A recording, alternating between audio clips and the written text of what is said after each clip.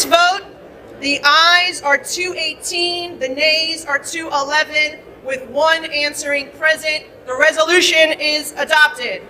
Is anyone surprised that I am somehow deemed unworthy to speak about American foreign policy, or that they see me as a powerful voice that needs to be silenced? Frankly, it is expected, because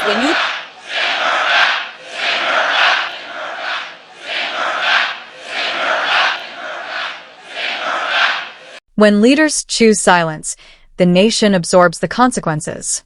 The House has now voted to remove Ilhan Omar from the Foreign Affairs Committee, and for a lot of Americans, this moment has been a long time coming. The response nationwide speaks volumes. People are applauding because, at last, Congress showed a hint of accountability. Stick with me, because this vote ties directly into deeper issues in Washington that the media prefers not. Thank you, Mr. Speaker. We've heard from my colleagues the reasons why the Representative Omar should be removed from this committee, but I feel like all the reasons have not just yet been stated, which is why I rise to add for the record. We've heard about the comments that were made regarding anti-Semitism and anti-Israeli views, but I rise to add to the record that as a member of the Foreign Affairs Committee, I've sat there and heard the representative actually spew anti-American rhetoric as well.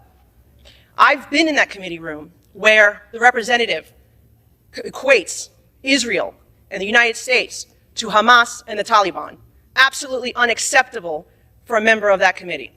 I've also heard the representative equate that it is the United States' fault that there is turmoil in Venezuela. That is not because of the oppressive socialist and communism that has spread throughout Central and South America and Venezuela at the hands of the Maduro and Hugo Chavez regimes.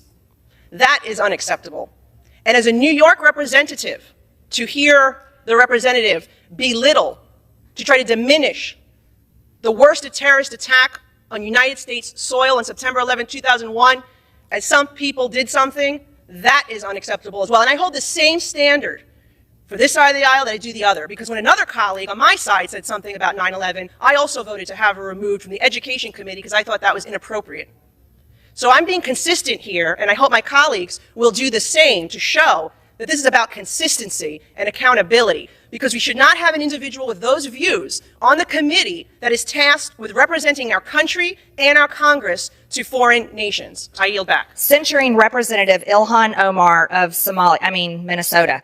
Whereas elected members of Congress take an oath to bear true faith and allegiance to the United States without any mental reservation or purpose of evasion.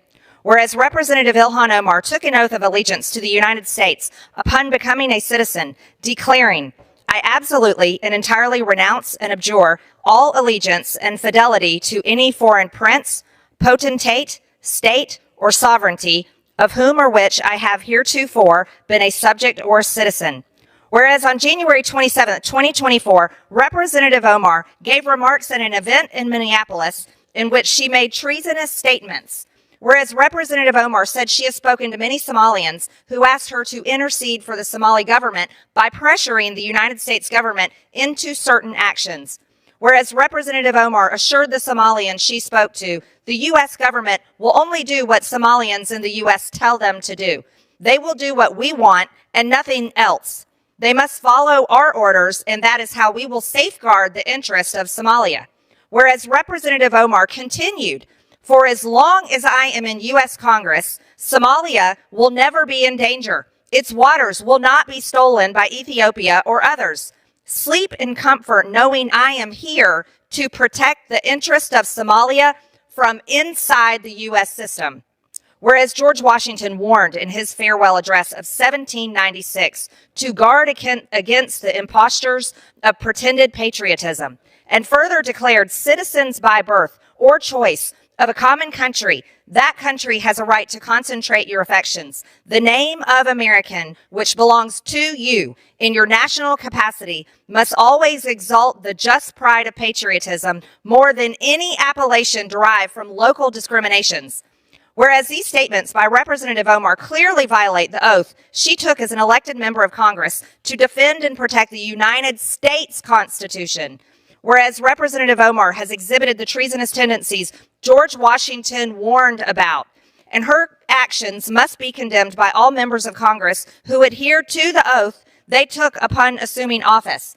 And whereas by openly admitting her efforts to advance Somalia's interest using her position as a United States representative, Representative Omar has revealed herself to be a foreign agent acting on behalf of a foreign government.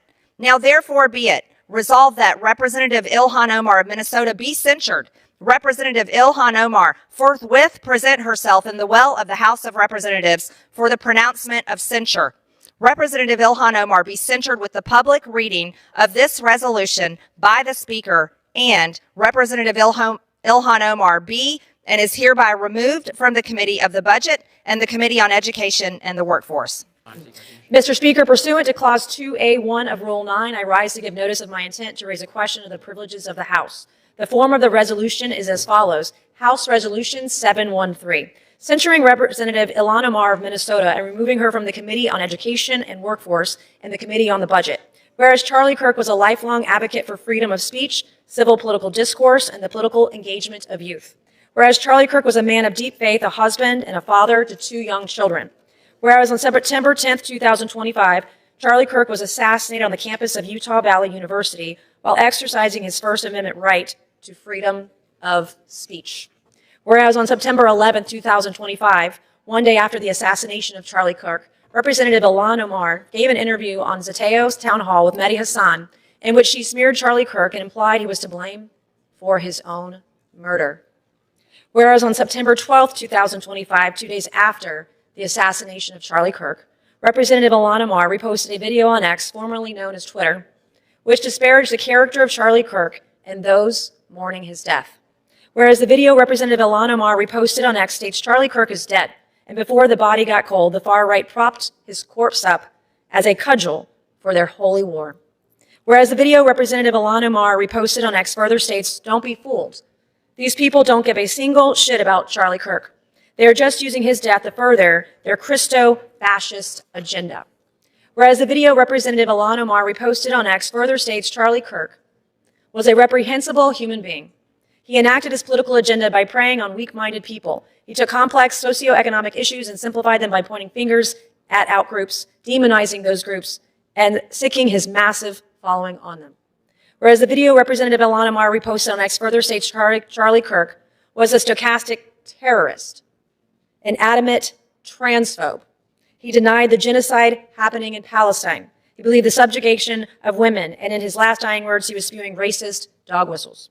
Whereas the video Representative Ilhan Omar reposted on X further states Charlie Kirk was Dr. Frankenstein, and his monster shot him through the neck. Whereas the video Representative Ilhan Omar reposted on X further blames Charlie Kirk for his own murder.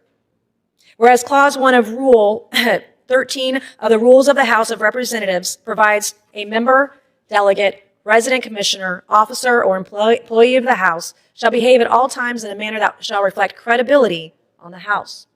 Whereas Representative Ilhan Omar's actions in the wake of the assassination of Charlie Kirk are reprehensible and affect the dignity and integrity of the proceedings of the House and do not reflect the credibility on the House. Now, therefore, be it resolved that Representative Ilhan Omar of Minnesota be censured. Representative Ilhan Omar forthwith present herself in the well of the House of Representatives for the pronouncement of censure. Representative Ilhan Omar be censured with a public reading of this resolution by the Speaker, and Representative Ilhan Omar be and is hereby removed from the Committee on Education and Workforce and removed from the Committee on the Budget of the House. Ilhan Omar's removal didn't happen overnight. It came after years of repeated controversies that many Americans view as openly hostile toward the United States and its allies. She compared America and Israel to terrorist organizations, made excuses for socialist dictators in Venezuela, and brushed off the seriousness of 9/11 in ways that shocked and angered millions. This vote was never about silencing speech or playing identity politics. It was about judgment, national security, and basic respect for the nation she was elected to serve. Today's decision sent a loud and clear message. Accountability still exists, and Americans are done accepting double standards and